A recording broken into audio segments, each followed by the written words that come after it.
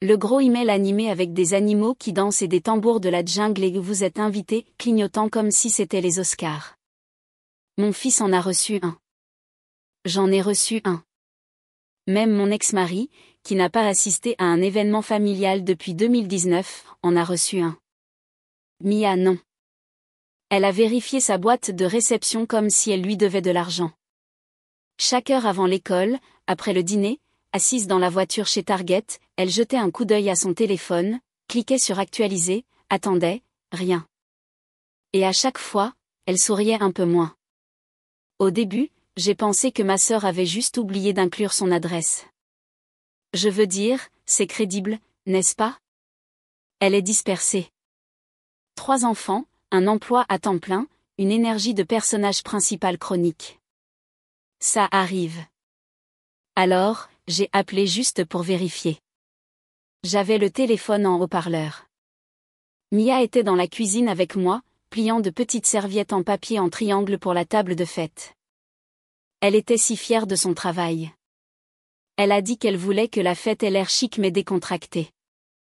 Ma sœur a décroché tout de suite. Salut, j'ai dit avec insouciance, comme si ce n'allait pas être le moment qui briserait quelque chose en nous deux. Je pense que l'invitation de Mia n'est pas arrivée.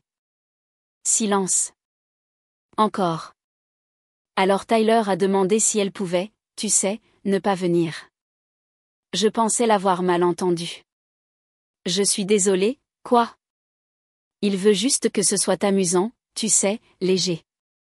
Et avec le fauteuil et tout ça, ça pourrait être un peu trop. Un peu trop. Je n'ai rien dit. J'ai juste regardé Mia. Elle pliait toujours des serviettes, mais ses mains s'étaient arrêtées. Ses yeux ne se sont pas levés. Elle a juste fixé la table comme si elle essayait de ne pas exister. J'ai raccroché. Je ne me faisais pas confiance pour garder ma voix stable. Nous sommes restés assis là en silence pendant un moment, juste le son du lave-vaisselle qui bourdonne et l'une de ces horribles chansons de fête sur le thème de la jungle jouant sur le haut-parleur Bluetooth. Puis Mia a dit sans lever les yeux, il ne veut pas de moi là-bas. Pas une question, juste un fait. Ma poitrine brûlait, mais je suis restée calme parce que j'ai appris que lorsque vous êtes une mère et que votre enfant souffre, la dernière chose dont il a besoin est de vous voir vous effondrer. J'ai pris une profonde inspiration. C'est un idiot, ai-je dit. Tu as rendu cette fête possible à moitié. Elle a hoché la tête, déglutie, toujours sans me regarder. Je pensais qu'ils avaient peut-être oublié. Elle a murmuré, je ne pensais pas qu'ils me laisseraient vraiment de côté. Je ne savais pas quoi répondre.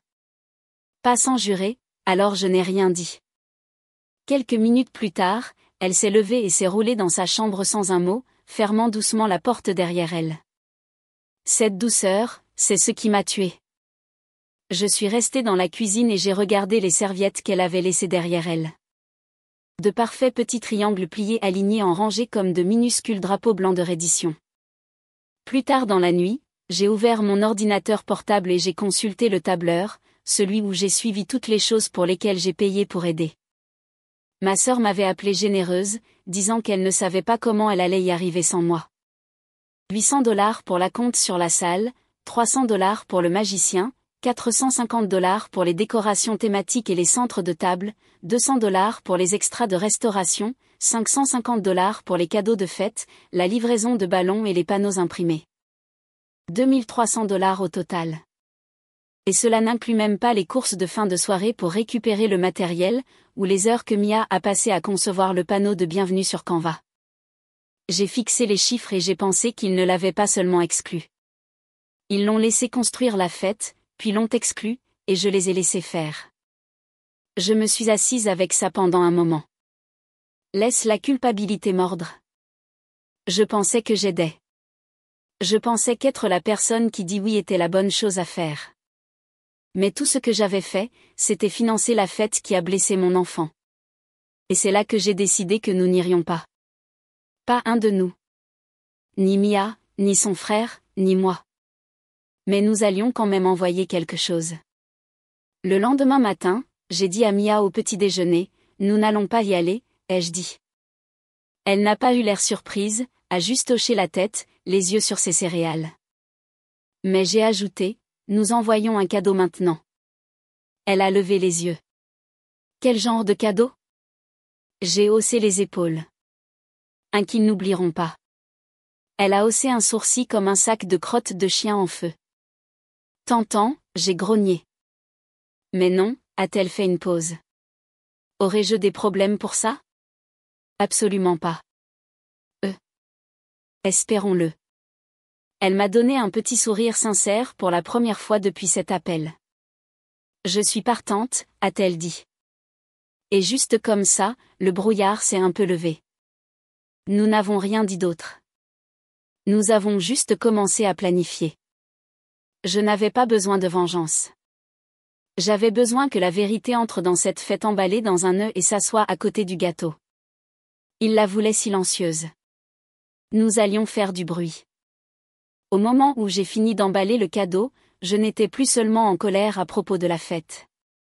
Ce n'est jamais la seule chose. C'est le poids de chaque petite chose qui l'a précédée. Tous les moments que vous avez avalés, toutes les fois où vous avez laissé passer parce que c'est la famille. La règle tacite selon laquelle vous n'êtes pas autorisé à appeler les choses par leur nom. Mais maintenant, j'ai arrêté de prétendre. Je ne savais pas toujours quelle était ma place dans la famille, mais ma sœur le savait. Elle l'a découvert tôt. Comment pleurer juste assez pour rester innocente, comment casser des choses et être remerciée pour la leçon. J'étais l'enfant avec des pansements dans mon sac à dos et un emploi du temps à la main. J'étais félicitée pour être si mature, ce qui signifiait en réalité que vous étiez facile à gérer et utile. Au moment où nous étions adolescentes, je l'aidais avec les trajets pour l'école et les cadeaux d'anniversaire de dernière minute pour ses amis. Elle oubliait les anniversaires. Je m'en souvenais pour elle. Ma mère disait que j'étais naturellement généreuse. Je ne l'étais pas. J'étais juste conditionnée à empêcher tout le monde de s'effondrer. Et quand les choses s'effondraient, je nettoyais le désordre. C'est comme ça que j'ai obtenu le rôle. La réparatrice, l'aide, le portefeuille. C'est drôle d'être la personne responsable. Vous pensez que cela vient avec du respect. Ce que cela apporte vraiment, ce sont des attentes et du silence. Parce qu'une fois que vous êtes vue comme la forte, personne ne vérifie si vous allez bien. On vous donne juste plus de poids. Je me souviens du jour où ma sœur a découvert qu'elle était enceinte de Tyler. Elle est venue à mon appartement en pleurant, le mascara coulant sur son visage, pas de plan, pas de travail, pas d'idée. Je l'ai tenue pendant 1 heure, lui ai fait du thé, et lui ai dit que ça irait. Puis je l'ai laissée emménager temporairement. Elle est restée 8 mois, n'a rien acheté, n'a rien cuisiné. Mais dès qu'elle est partie et que son petit ami s'est repris en main, elle a soudainement eu un tout nouvel ensemble de limites. Nous avons besoin d'espace maintenant. Tu comprends, n'est-ce pas? J'ai compris. Bien sûr que j'ai compris, parce que c'est le travail. Avance rapide de 12 ans et nous voici. Mon enfant est désinvité de la fête qu'elle a aidé à planifier. Et ma sœur ne cligne même pas des yeux. Elle le balance comme si c'était un détail, comme si le fauteuil était un problème logistique au lieu d'une personne réelle. Mais ce qui m'a le plus dévasté, ce n'est pas ce qu'elle a dit. C'est à quel point c'était familier, car Mia est écartée de cette famille depuis le jour où elle a commencé à avoir besoin d'une rampe. La première fois que c'est arrivé, c'était subtil, une photo de Noël il y a quelques années. Tout le monde souriait devant l'arbre. La chaise de Mia ne rentrait pas dans le plan, alors ils ont zoomé sur la moitié supérieure. Ça avait l'air bien, sauf si vous saviez ce qui manquait. Je n'ai rien dit. C'était une photo. Je me suis dit que ça ne faisait pas de différence. Puis il y a eu la fête d'anniversaire avec le lieu extérieur uniquement, qui s'est avéré être de l'herbe et du gravier. Mia ne pouvait pas faire 10 pieds sans que ses roues ne s'enfoncent. Ma sœur m'a dit que nous n'avions pas pensé à cette partie. Désolée, dit-elle comme si elle avait oublié la météo, pas sa nièce. Je n'ai toujours pas protesté parce que protester aurait signifié admettre que c'était intentionnel. Et si vous admettez que votre famille est d'accord pour blesser votre enfant, vous ne pouvez pas l'ignorer, mais je le sais maintenant, et je ne serai plus celle qui reste silencieuse. Après avoir dit à Mia que nous allions rater la fête, les choses semblaient plus légères, pas faciles, juste moins lourdes. Elle n'a pas demandé quel était le cadeau. Je pense qu'elle voulait que ce soit une surprise. Ou peut-être qu'elle voulait juste avoir l'impression de pouvoir me faire confiance pour gérer ça. Son frère, quant à lui, était furieux de la manière dont seuls les petits frères peuvent l'être. Ce sont tous des gens horribles, a-t-il marmonné au dîner. J'espère que le gâteau va tomber. Je ne l'ai pas corrigé. Il n'avait pas tort. J'espère que le magicien démissionnera au milieu d'un tour et dira à tout le monde que le Père Noël est faux. Trop loin, a dit Mia, souriant enfin un peu. C'était un petit moment, mais c'était quelque chose. Cette nuit-là, j'ai rouvert l'invitation. J'ai fixé la liste des RSVP. Tous les autres allaient être là. Les tantes, les cousins, la famille, les amis, les gens qui connaissaient Mia depuis sa naissance. Pas un seul d'entre eux n'avait dit un mot. Pas un seul d'entre eux n'avait demandé pourquoi elle n'avait pas reçu d'invitation. Ils savaient et ils sont restés silencieux. C'était l'autre chose qui m'a frappé de plein fouet. L'exclusion n'était pas seulement celle d'un enfant. C'était une décision de groupe, qu'elle soit exprimée ou non. C'était convenu, et cela m'a blessé plus que je ne l'avais prévu parce que j'ai réalisé que nous étions seuls dans cette affaire. Pas seulement Mia et moi, mais toutes les personnes qui ont été effacées en silence, laissées hors de la liste, poussées au bord de la pièce pour ne pas gâcher l'ambiance. Ce n'était pas juste une fête. C'était une ligne. Et nous la tracions nous-mêmes. Le lendemain matin, j'ai envoyé un email aux magiciens et aux vendeurs de chariots de bonbons. Je les avais payés directement. Bien sûr, je l'avais fait. Je leur ai dit qu'il y avait eu un changement de lieu, leur ai demandé s'ils pouvaient rediriger vers une adresse différente. Les deux ont dit oui. J'ai envoyé une mise à jour à l'équipe de livraison de ballons et à l'homme qui installait le photomaton. Ensuite, j'ai appelé quelques personnes, des parents en qui j'avais confiance. Pas beaucoup, juste ceux qui s'étaient montrés auparavant, qui avaient demandé comment allait Mia. Pas juste par politesse, mais parce qu'ils s'en souciaient. Je leur ai dit la vérité. Certains d'entre eux ont pleuré. Certains ont demandé ce qu'ils pouvaient apporter. Nous avions une nouvelle fête à midi.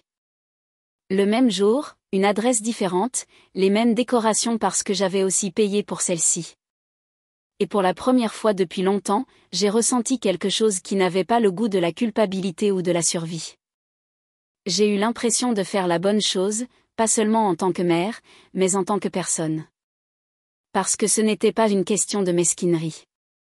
Il s'agissait de protéger mon enfant pour qu'elle ne pense pas qu'elle méritait moins et de lui montrer par l'action qu'elle ne serait pas celle qui serait oubliée. Pas sous ma surveillance. La boîte avait l'air chère, enveloppée dans du papier blanc avec un ruban vert foncé, thématique jungle, bien sûr, posée devant et au centre près de la table du gâteau comme si elle avait un statut VIP. Il y avait une étiquette sur le devant, écrite à la main en encre dorée. Pour Tyler de Mia, ma sœur devait l'avoir vue en arrangeant les autres cadeaux. Je suis sûre qu'elle était confuse, peut-être un peu suffisante.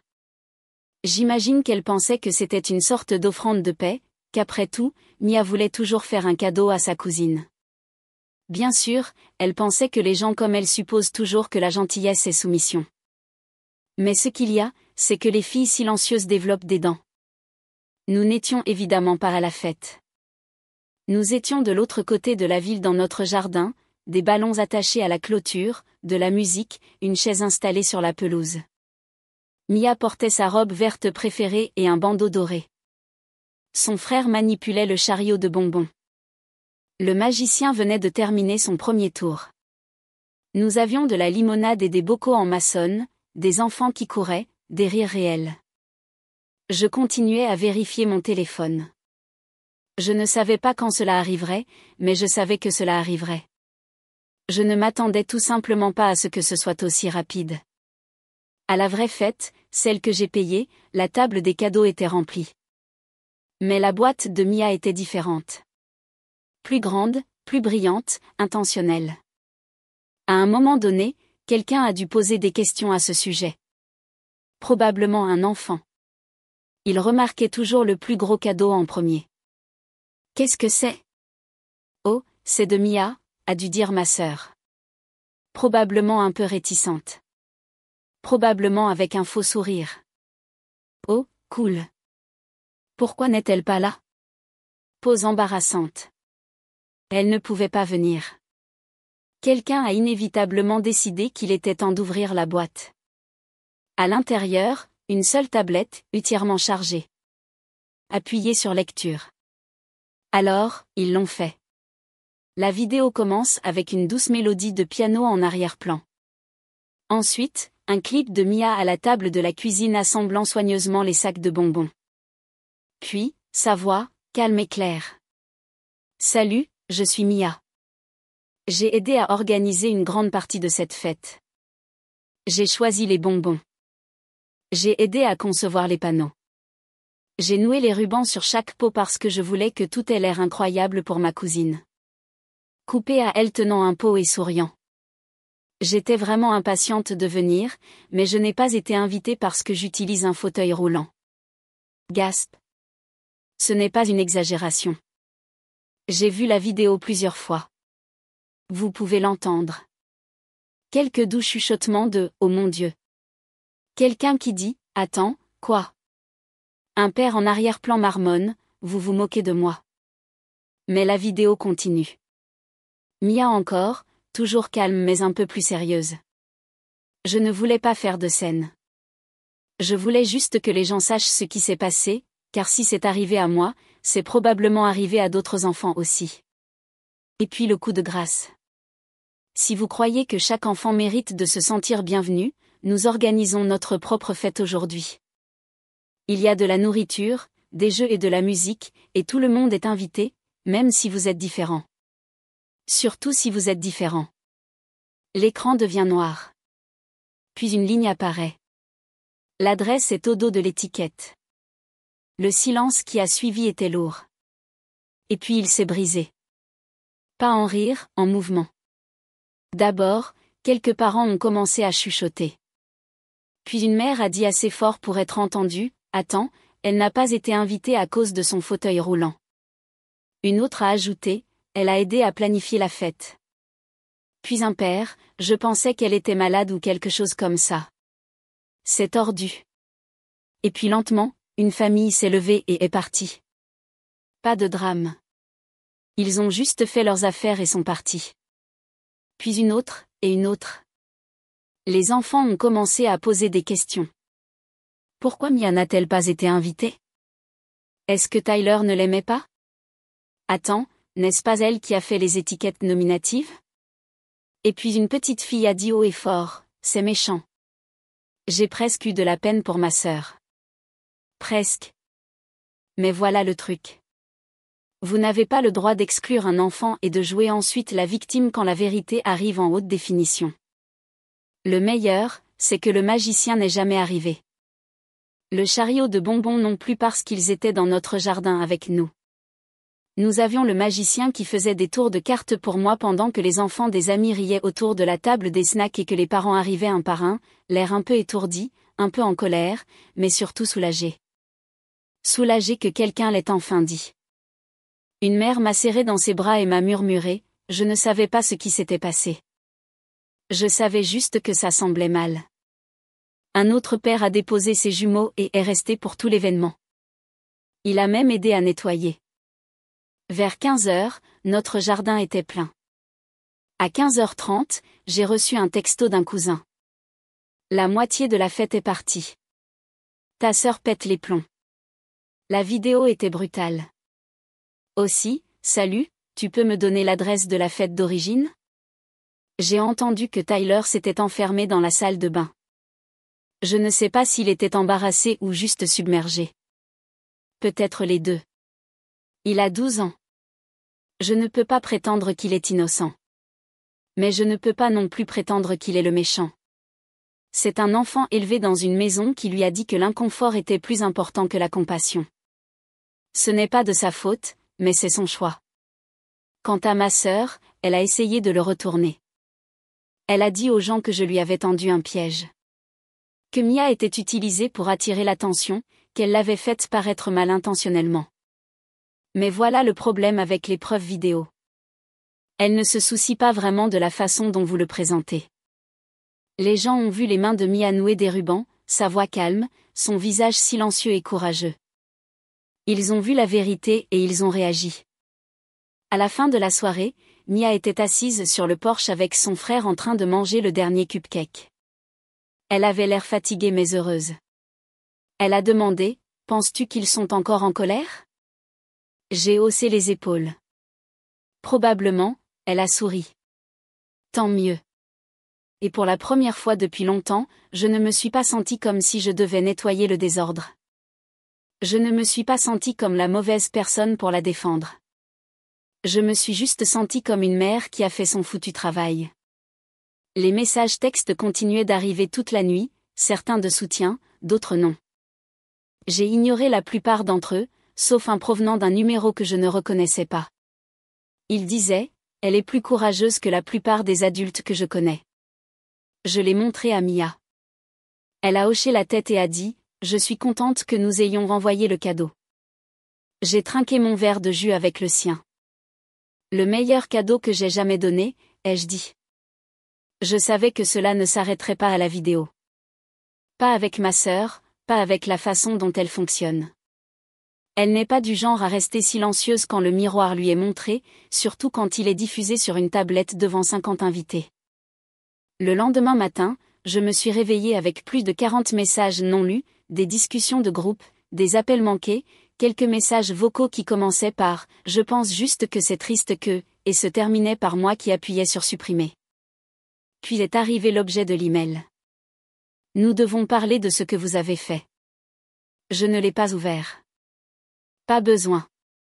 Je savais déjà ce qu'il dirait. Quelque chose sur la façon dont j'ai attaqué la famille, ruiné la journée spéciale de Tyler, et fait un spectacle public d'un malentendu privé. Parce que c'est ce qu'elle fait. Il retourne la situation. Elle reformule. Elle se fait la victime du désordre qu'elle a causé. Mais ce que je ne m'attendais pas, ce qui m'a prise au dépourvu, ce fut la deuxième vague. Les mensonges qu'elle a commencé à raconter aux gens. Mia a prétendu être désinvitée, qu'elle était toujours sur la liste, que ce n'était qu'un problème de programmation disproportionné par mon instabilité émotionnelle. Ces mots. Elle a dit à des parents éloignés que j'avais manipulé la vidéo, que ce n'était pas l'idée de Mia, que je l'avais forcée à dire ces choses pour humilier Tyler. Puis elle s'est vraiment surpassée. Elle a dit à quelques amis communs que Mia traversait une phase et agissait pour attirer l'attention, et que son handicap était devenu une personnalité. Celle-là m'a presque fait exploser. J'ai pensé à l'appeler, à écrire une longue réponse avec toutes les preuves, les journaux de texto, l'absence d'invitation, l'appel enregistré, mais je ne l'ai pas fait parce que je savais quelque chose qu'elle ne savait pas. Quand vous mentez dans une maison pleine de fenêtres, vous ne pouvez pas crier quand la vérité frappe à la porte. Et elle l'a fait. Il s'avère que les enfants parlent. Les parents aussi. L'une des mères qui était à la fête a posté une longue note dans un groupe privé de parents sur Facebook. Elle n'a pas nommé de nom, mais elle n'avait pas besoin de le faire. Il s'agissait de la façon dont nous parlons à nos enfants de l'exclusion, de la facilité avec laquelle il est possible de justifier la cruauté lorsqu'elle est déguisée en ambiance, et de la façon dont le silence vous rend complice. Ce message a été beaucoup partagé. Quelqu'un d'autre a posté un clip de la vidéo avec la légende « Elle a aidé à planifier la fête, puis elle n'a pas été invitée ». Celui-là, les commentaires étaient brutaux. Elle a 12 ans et s'en est mieux sortie que la plupart des adultes. J'aurais mis le feu à toute la fête. C'est ça l'ablisme dans la vraie vie. Subtil, dédaigneux, désinvolte et dégoûtant. Dites-lui qu'elle est une héroïne. Ma sœur a essayé de répliquer, a fait quelques posts vagues sur de faux récits et un comportement toxique déguisé en plaidoyer. Ça n'a pas marché. Parce que la chose avec la sympathie publique, c'est qu'elle ne fonctionne que lorsque les gens croient toujours que vous la méritez. Il m'a finalement envoyé un texto 3 jours plus tard. Il est allé trop loin. Nous aurions pu parler, mais maintenant c'est irréparable. J'espère que tu es heureuse. J'ai regardé ça pendant longtemps. Et puis j'ai répondu, tu as désinvité ma fille de l'anniversaire de sa cousine à cause de son fauteuil roulant. Tu as menti à ce sujet. Puis tu as essayé de la faire passer pour le problème. Nous ne sommes pas irréparables à cause de ce que j'ai fait. Nous sommes irréparables parce que j'ai finalement arrêté de faire semblant. Tu ne le pensais pas. Est tombé. Je n'avais pas besoin d'entendre autre chose. Et je ne lui devais rien. Mais elle n'avait pas fini. Quelques jours plus tard, Mia est rentrée de l'école avec un visage crispé et les yeux larmoyants. Tyler a dit aux gens que j'avais édité la vidéo pour le faire paraître mal, a-t-elle dit, lâchant son sac. Et que j'avais piraté l'email de sa mère et supprimé mon invitation. Elle ne pleurait pas, elle était juste fatiguée. Le genre de fatigue que l'on ressent dans ses os quand on a trop essayé trop longtemps. Je me suis assise avec elle. Tu crois tout ça? Elle a secoué la tête, non, mais ça craint quand même. Ça craint, ai-je dit. Et je suis désolée, elle a hoché la tête. Je pensais juste que ce serait peut-être fini. Je n'ai pas menti. Je n'ai pas dit que ça le serait. J'ai juste dit, les gens te montrent qui ils sont, et maintenant nous le savons. Nous avons passé la soirée à faire des brownies. Je l'ai laissé verser la pâte et lécher la cuillère, même si elle a dit qu'elle était trop vieille pour ça. Elle a souri quand même. Une semaine plus tard, sa conseillère scolaire m'a appelé. Apparemment, plusieurs enfants, y compris certains qui n'avaient pas été invités à la fête, avaient commencé un petit club. Rien d'officiel, juste un groupe qui déjeune ensemble et s'assure que personne ne mange seul. Ils l'ont appelé « Mia est stable ». La conseillère a dit qu'elle ne l'avait pas demandé, mais qu'elle y était tous les jours. Il est gentil. Elle écoute. Elle n'est pas seulement incluse. Elle dirige. Je l'ai remerciée et j'ai pleuré dans ma voiture pendant 10 minutes avant de pouvoir rentrer chez moi.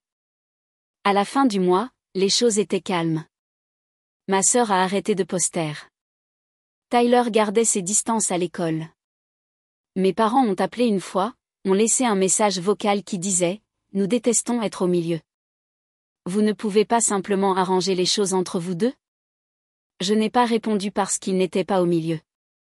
Ils étaient juste silencieux, et le silence est un parti pris. J'ai discrètement pris mes distances avec tout. Plus de SMS de groupe, plus de planification de vacances, plus d'aide pour une chose de plus. J'ai même renvoyé la dernière facture de la fête au vendeur. Je l'ai marquée comme annulée sur demande.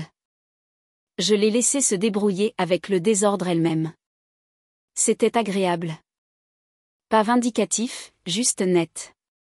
Comme fermer un onglet qui vidait ma batterie depuis des années. Un soir, Mia et moi étions assises sur le porche enveloppées dans des couvertures.